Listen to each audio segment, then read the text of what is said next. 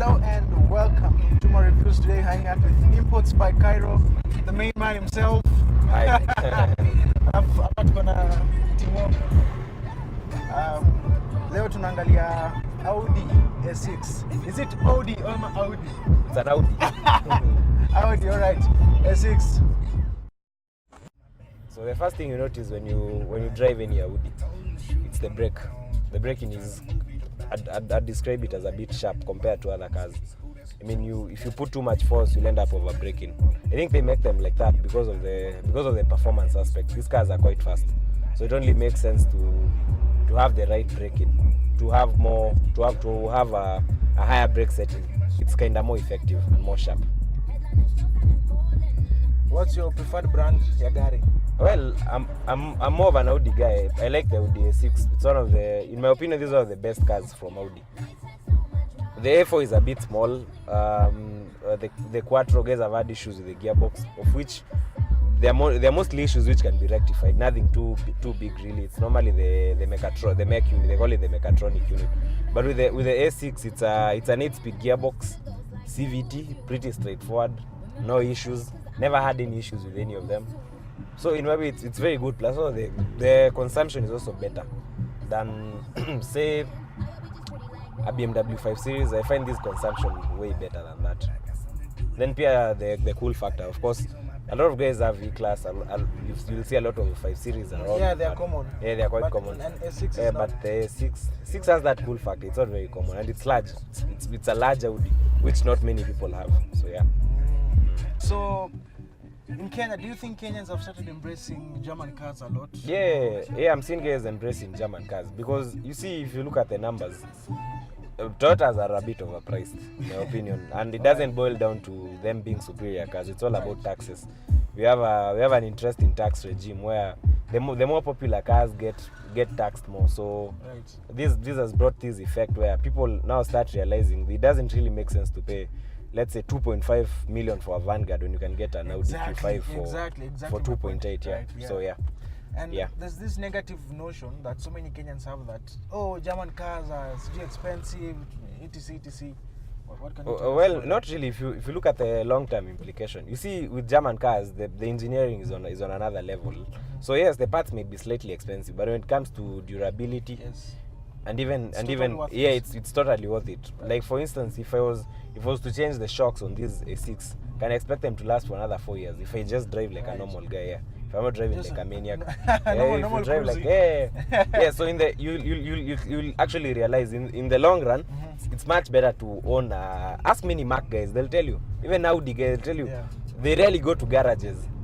You rarely go to a garage. Just in the bush, you go change. Then after a while, the same thing is giving you issues. No, this one you change and that's it. But the parts might be a bit expensive because in most cases we normally tell people to buy genuine. You see, with Toyota, it's not like Toyota is also cheap as people may think. It's because a lot of guys are buying fake parts.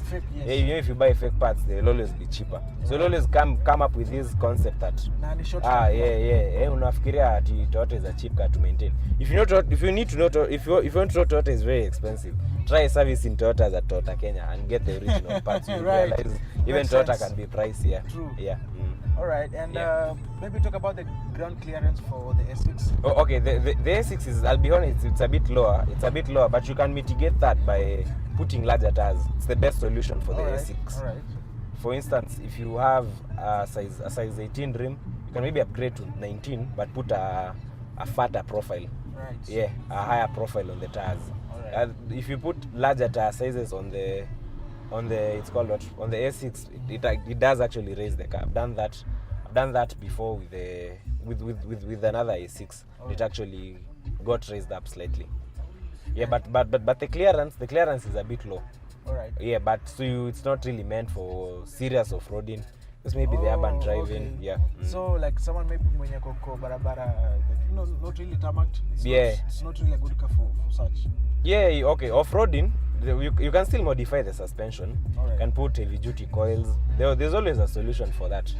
But when it comes from the factory, it's not meant for off-roading really. It's a luxury car. You don't drive it. It's a luxury saloon car. Alright, so if you want to go off-road, you buy Q5 or Q7, which are higher, bigger. I'm actually looking forward to maybe doing a review of the Q5 and Q7. Yeah, the Q5 is awesome. Last weekend, I was having, in our last episode, we actually did a Touareg. The Touareg. It was 2015, and I really liked it. So in my mind, I was like, now I think it would be a good comparison with Q7. Not really. What do you think? The Touareg. Yeah. It's actually the same car. Q7, Touareg, Porsche Cayenne, same. You see, the VW group owns Audi, owns Porsche. So this manifests itself in so many of their cars. You notice a lot of major similarities with if you look at the Audi Q7, look at the Porsche Cayenne, if you look at the Touareg, they even share some components, even engines in most cases. You find the engine options on the Cayenne might be the same engine options on some Q7s or Touaregs. Okay. Yeah. And this Q6 maybe to Mark, unaweza compare na gani? I haven't come across the Q6, but I've come across the Q5. Oh, sorry, no, not Q. A6. I mean, sorry. A6. Yeah, A6 to. A6 compares well with E-Class. Same size as an E-Class and a 5 Series. Alright. Yeah, they're actually rivals. So yeah. Oh, nice. Yeah, nice. they are rivals.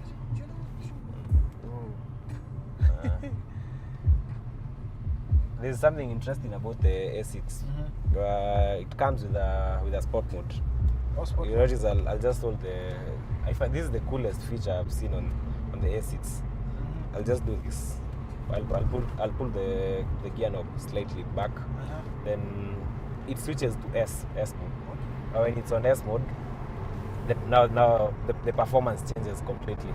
You notice the car responds way quicker. Yes. It's way quicker. Yeah. I can feel it. Yeah. Wow. That's the S mode. But you can always kind of turn it off. You can just pull back on the gear lever. Alright. Yeah. So maybe I'm just a guy and I'm thinking of getting my first car. Yeah. Would you recommend an A6? No, well, okay. The A6 is more or less for someone who's had a bit of experience with cars. Alright. Because number one, the body is aluminium. Okay. Body is aluminium. That's the same stuff they used to make planes. So the body repairs on an A6 might be expensive for a beginner, especially if you're the type to go knocking cars. So I'd recommend if you're starting, if it's your first car, you've never really owned a car before, you can start with the A4, maybe the A3. The A6 is now for a more, I'd say, a more experienced car. Yeah. But if you have the money and you want to start with an A6 and you can gongesha it and still repair, you can always start with it. But I'd recommend the A4. And also the A6 is bulky. It's very long, which makes parking it a bit interesting. It's long, but it has an auto park option. Alright. Yeah, it has an auto auto park. One of your but videos. it takes a bit of time to get the hang of it. Alright. Yeah. So it might not really be a good option. Yeah, it doesn't work very effectively. You see, these are 2012. On later A6 models like 2014, 2015, the auto park is more advanced. It has more. It's also integrated with cameras. Right. On the 2012 model, the auto park relies on radar alone. Yeah, so up to a certain extent, it might not be very accurate. But you see, in the newer models, it actually has cameras, so the car is able to see. Yeah. Because even when you switch on the auto park on a regular Audi, on the 2012 model, you normally get a warning advising you to check your visual surroundings. Yeah, because the vehicle will detect an obstacle but can't see it. Right. Yeah. So for a fast car, an A4 or an A3, or even A1 for chicks. If you really want something small. The A1. Kadogo. Yeah, inatoshana na Mini Cooper. It's a very nice car. Performs very well though. Yeah. Wow. Yeah. Okay. So how much are you selling this unit? We're actually giving it away. It's such a good deal. We're asking for only 2.6. Whoa, only? Yeah. Only? You see, the A6, because it's not very common, we're normally able to get good prices on it, even when you're buying them in Singapore. So we're able to get better deals on the A6. compared to a E-Class or maybe a 5. Alright. Yeah, so we normally start at 2.6, but the price is negotiable slightly. And there's the option of financing. Alright. Yeah. That's a really fair price. Yeah. Thank you so much for your time. Yeah.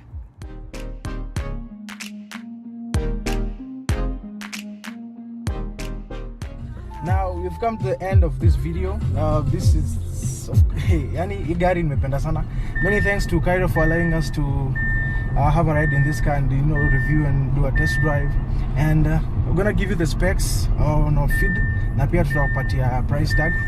Ndio tell you how to get it. Of course, unaweza tupigia, gonna give you contact za Kairo and then you can get in touch and also have this car. See ya, like, share, subscribe.